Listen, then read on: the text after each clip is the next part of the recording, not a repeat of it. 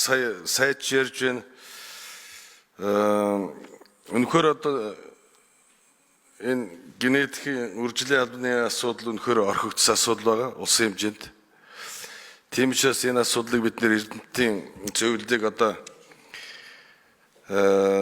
хүрээлэнгийнх нь нэгтгэж байгаад хэлэлцүүд хийх нь зүйтэй юм байна. Бас гишүүдээс бас санал ирсэн байгаа.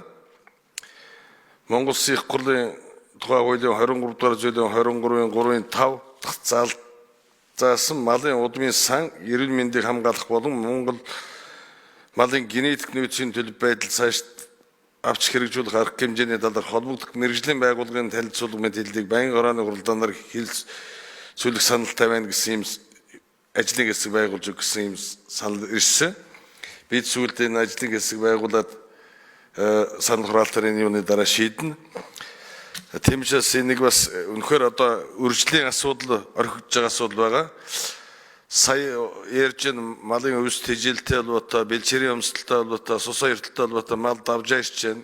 Ашиг шим нүүдж байгаа асуудал ярьж байна. Гэтэл одоо гадаадаас бид нэр эрлээс үржлийн мал авчирж байна. Эрчимсэн мал аж ахуйг хөгжүүлэх асуудлыг бас тавьж байна.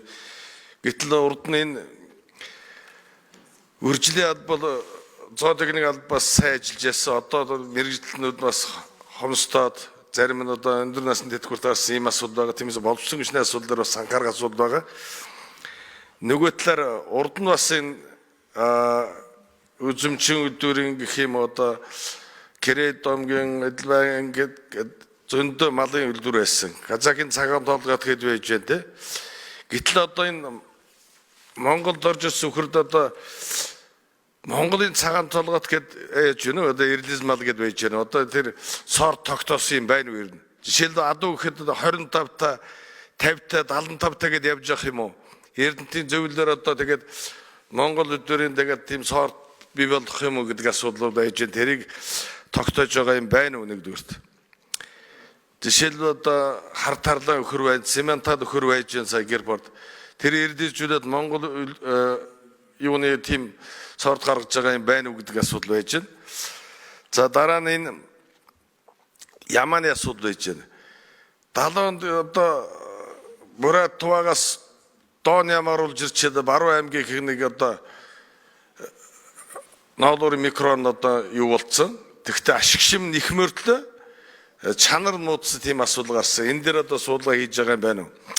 За эцэг малын хувьд урд нь зоотехник мал аймгийн үржилийн албахийн хавар одоо тэр хург шиг юунууд засах үед нь селекц хийгээд за энэ эцэг мал болох юм байна гэд селекц хийж дараа нь нэг сумаас нөгөө сумд нь эцэг мал хөргүүлэх асуудал байдгаас энэ уламжлалт арга болоод орхигдсон.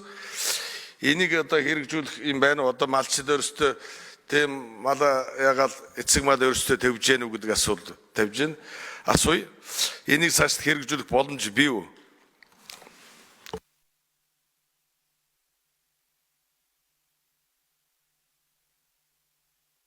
Энэхээс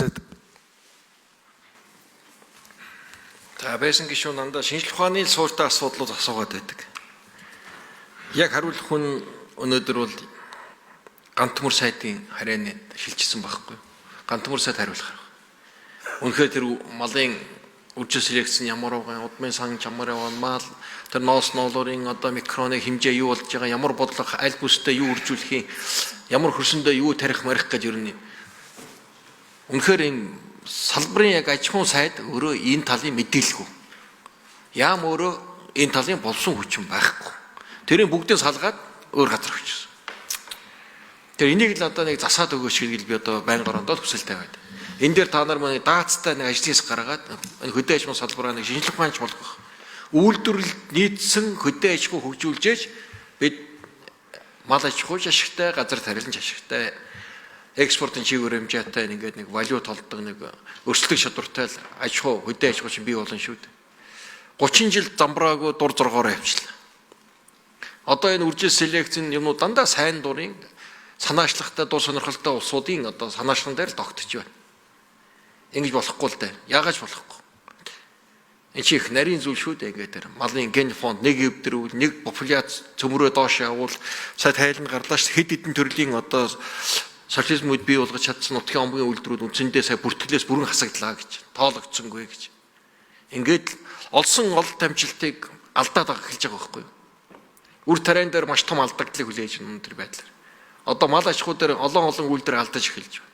Яаралтай сайжруулах шаардлагууд байж байдаг. Үнэхээр ингэ жоохон дэмжиж анхааруул энэ салбар маш потенциал байна. Боломж байна. Бидний 20 орчим хувийн л ашиглаж байна. 80% бүрэн ашиглаж чадахгүй байна. Энийгээд байгаа малчтын орлого чинь нэмэгдэхгүй байна. Үйлдвэрлэл чинь босохгүй байна. Үр ашигт байдал нь бага байгаад байна шүү дээ. Боломж байгаад байдаг, бид ашигладаг. Тэр нэг ийм өөртөө шийдэх ёстой. Энийг хурлын шийдэх ёстой л ажлууд шүү дээ. Бүтэц зохион байгуулалт зөв болгох, бодлогын зөв болгох, тэр хэдэн хууль тогтоомжийн зөв болгооч ингээд гаргаад дэмжиж өгвөл их л боломж байх юм.